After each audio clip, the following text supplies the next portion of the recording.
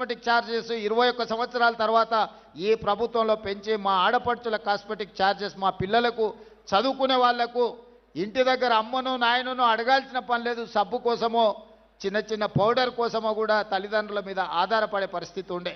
అందుకే 200% cosmetic charges పెంచి ఈరోజు ఆడపిల్లల యొక్క ఆత్మ గౌరవాన్ని నిలబెట్టడానికి మన ప్రభుత్వం ప్రయత్నం చేస్తున్నది. ఇదే కాదు, చదువుకున్న పిల్లలు 2011లో గ్రూప్ 1 పరీక్షలు నిర్వహిస్తే 2024 వరకు 15 సంవత్సరాలు మళ్ళీ పరీక్షలు పెట్టలే. మనం వచ్చిన తర్వాతనే గ్రూప్ 1 నోటిఫికేషన్ ఇచ్చి ఇప్పుడే మా రాములు నాయక్ చెప్తున్న మా మేనకోడలు డిఎస్పీ అయిందని. ఈరోజు 563 మంది గ్రూప్ 1 ఉద్యోగస్తులను పరీక్షలు నిర్వహించి ఫలితాలు ఇస్తే ఈ పేదలకు ఉద్యోగాలు వస్తే ప్రశ్నించే గొంతు వస్తుందని దాని మీద అక్రమ కేసులు వేసి హైకోర్టులో అడ్డమైన ఆర్డర్లు తెస్తే బలమైన వాదనలు వినిపించి డివిజన్ కోర్టులో డివిజన్ బెంచ్లో ఈరోజు పేదలకు అనుకూలమైన తీర్పు వచ్చింది. 563 మంది గ్రూప్ 1 ఆఫీసర్లు ఇవాళ ఆర్టీఓలు డిఎస్పీలుగా అత్యంత కీలకమైన ఉద్యోగాలు. నేను మొత్తం లిస్టు చూసిన ఎస్సీ ఎస్టీ బీసీలకు మైనారిటీలకు ఎన్ని వచ్చినాయంటే 87% ఎస్సీ ఎస్టీ బీసీ మైనారిటీలు ఈ 563 మందిలో సెలెక్ట్ అయినరు.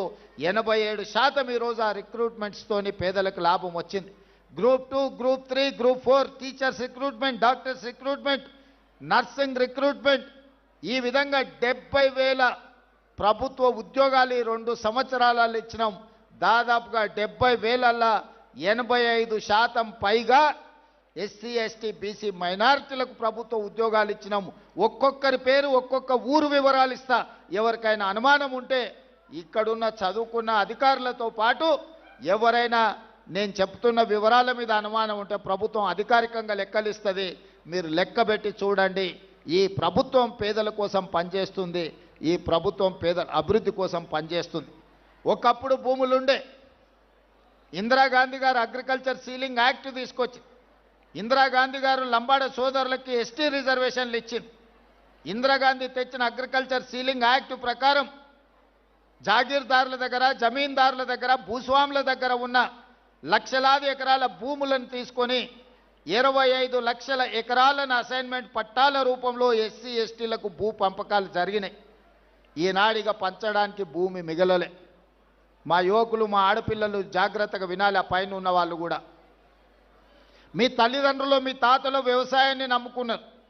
మీ తల్లిదండ్రులు మీ తాతలు తండాలలో గూడాలలో పేదరికాన్ని అనుభవించారు. మీ తల్లిదండ్రులకు ఇందిరాగాంధీ గారు తీసుకొచ్చిన చట్టం ద్వారా ఇందిరమ్మ ఇండ్లు పక్కా ఇండ్లు అన్నప్పుడు మీ గూడాలలో తండాలలో పక్కా ఇండ్లు వచ్చినాయి. మీకు భూమి లేదన్నప్పుడు, ఆత్మగౌరవం లేదనుకున్నప్పుడు అసైన్మెంట్ పట్టాల రూపంలో మీకు భూములు ఇచ్చి మీ ఆత్మగౌరవాన్ని ఇందిరాగాంధీ గారిని నిలబెట్టినరు. ఇవాళ లంబాడ సోదరులు వాళ్ళ సొంత తల్లిదండ్రులది లేకపోతే తాత ముత్తాతల్ని ఇంట్లో ఫోటో పెట్టుకున్నా పెట్టుకోకపోయినా చాలామంది లంబాడ సోదరులు ఇండ్లలో పోతే ఇందిరాగాంధీ ఫోటో కనిపిస్తుంది. మా రవీంద్ర నాయక్ గారికి తెలుసు, నేను చూసిన. కానీ ఆనాడు ఇందిరాగాంధీ ఇచ్చినట్టు ఇవాళ మీకు భూములు ఇవ్వడానికి ప్రభుత్వం దగ్గర లేవు. ఇవాళ దళితులకు గిరిజనులకు నా సూచన ఒక్కటే, ఆనాడు ఉన్న పరిస్థితుల్లో కాంగ్రెస్ పార్టీ సంక్షేమము అభివృద్ధిలో ఒక విధానాన్ని తీసుకున్నది. ఆ శకం ముగిసింది. ఇవాళ నిజంగా నాకు మీకు భూములు ఇవ్వాలన్నా ఈ ప్రభుత్వం దగ్గర భూములు అందుబాటులో లేవు. ఇక మీరు భూముల గురించి ప్రభుత్వం ఇచ్చే ఏదో సంక్షేమం గురించి ఆలోచన చేయకండి. ఈ ప్రభుత్వం మీకు చదువు ఇవ్వదలుచుకున్నది. ఈ ప్రభుత్వం మీకు సంక్షేమం కాదు, సంక్షేమంతో పాటు మీకు చదువు ఇవ్వదలుచుకున్నది. నా సూచన ఒక్కటే, ఇక్కడికి వచ్చిన పిల్లలందరికీ చదువుకోండి, బాగా చదువుకోండి. చదువుకోవడానికి ఏం కావాలనో నన్ను అడగండి. మీరు డాక్టర్లు అవుతారా, మీరు ఇంజనీర్లు అవుతారా, మీరు ఐఏఎస్లు అవుతారా, మీరు ఐపీఎస్లు అవుతారా, మీరు ప్రొఫెసర్లు అవుతారా, ఈ దేశాన్ని మీరు ఏలడానికి ఏమవుతారో చెప్పండి, నేను మద్దతు ఇస్తా. మేమేమీ చేయం, ఇంటి దగ్గర ఉంటాం, మాకేదన్నా భూమి సార్, లేకపోతే మాకేదో చిన్న చిన్న వ్యాపారాలు చేసుకుంటాం అనేది వదలండి. లంబాడ సోదరుల చైతన్యం ఉంది. లంబాడ సోదరులకు ప్రపంచం గురించిన అవగాహన ఉన్నది. నేను చెప్పేది ఒక్కటే, యుక్త వయసులో తప్పుదారి పడితే జీవితకాలం బాధపడతారు, మీ తల్లిదండ్రులకు భారం అవుతారు. కానీ ఈ వయసులో కష్టపడితే ఈ వయసులో మీరు చదువుకొని చాలామంది ఈడ ముందు వరుసలో అధికారులు ఉన్నారు. అధికారులు ఎవరున్నా గుర్తించి వాళ్లకు వివిధ శాఖలలో కీలకమైన హోదాలు ఇచ్చిన. ఎందుకంటే ఆ స్ఫూర్తి మీకు రావాలి. అరే మా వాడు ఈఎన్సీ అయిండు, మా వాడు సింగరేణికి సిఎండి అయిండు, మా వాడు ట్రైకార్కి చైర్మన్ అయిండు, లేకపోతే మా వాడు వివిధ కార్పొరేషన్లకు చైర్మన్లు అయినరు, మా వాళ్ళు ఎమ్మెల్సీ అయినరు, ఎంపీ అయినరు అంటే చదువుకోవడం వల్ల ఈ అవకాశం వచ్చిందని భవిష్యత్ తరాలకు ఈ యువతరానికి అవగాహన ఉండాలి అని చెప్పి మీ వాళ్లకు వివిధ అత్యంత కీలకమైన హోదాలు నేను ఇచ్చిన. అందుకే భూముల గురించి అందించే తాత్కాలిక సంక్షేమం గురించి ఆలోచన చేయకండి. మీరు భవిష్యత్తును నిర్దిష్టంగా నిర్ణయించుకోండి. మీరు డాక్టర్ అవ్వాలనుకుంటున్నారా, మీరు ఇంజనీర్ అవ్వాలనుకుంటున్నారా, మీరు లాయర్ అవ్వాలనుకుంటున్నారా, మీరు ప్రొఫెసర్ అవ్వాలనుకుంటున్నారా, ఒక గొప్ప చార్టెడ్ అకౌంటెంట్ కావాలనుకుంటున్నారా, లేకపోతే సినిమా రంగంలో రాములు నాయక్ గారు చెప్పినట్టు గొప్ప టాలెంటెడ్ మంగ్లీలు కాదలుచుకుంటున్నారా, మీరు ఆలోచన చేసుకొని మీరు ప్రొఫెషన్ ఎన్నుకోండి. డైరెక్షన్లెస్గా ఉండకండి. నిర్దిష్టమైన ప్రణాళికను పెట్టుకోండి. దానికోసం ఈ ప్రభుత్వం 100% అండగా నిలబడుతుంది. గత ప్రభుత్వాలు చెప్పినాయి మేము ఎస్టీ హాస్టల్ ఇచ్చినాం, ఎస్సీ హాస్టల్ ఇచ్చినామని. కానీ ఎక్కడైనా ఉండడానికి ఏదైనా వసతి గూడు ఏర్పాటు చేసిండ్రా? కాగితం మీద ఆదేశం ఇస్తే సరిపోదు.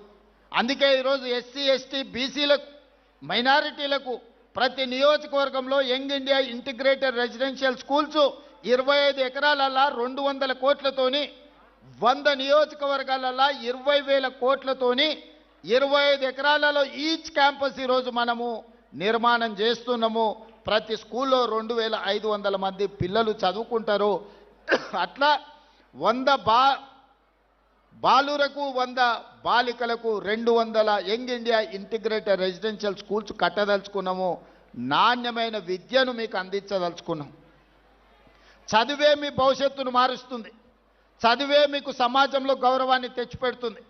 నిన్నగాక మొన్న నా ప్రభుత్వం చేసిన సిపెక్ survey, social economic education employment political and caste survey చేసినప్పుడు ఆశ్చర్యకరమైన ఫలితాలు వచ్చినాయి.